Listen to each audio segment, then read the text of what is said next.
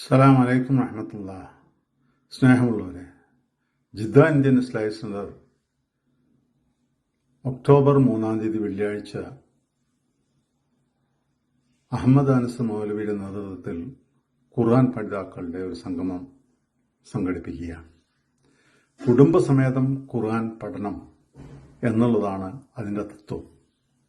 നമുക്കറിയാം, ഏത് കുടുംബത്തിൽ നിന്ന് ഖുർആൻ മാറി നിൽക്കുന്നുവോ, ഖുർആൻ ആശയം ഉൾക്കൊള്ളാതെ, പഠിക്കാതെ, അതനുസരിച്ച് ജീവിക്കാതെ കുടുംബങ്ങൾ അതിൽ നിന്ന് മാറുന്നു, അവിടെയെല്ലാം വിഭാഗീയത ഉണ്ടാകുന്നു, ആദർശ വ്യതിയാനങ്ങൾ ഉണ്ടാകുന്നു, ആദർശത്തിൽ നിന്ന് വിട്ടുപോകുന്ന കാഴ്ചകൾ നമ്മൾ സ്ഥിരമായി കണ്ടുകൊണ്ടിരിക്കുകയാണ്.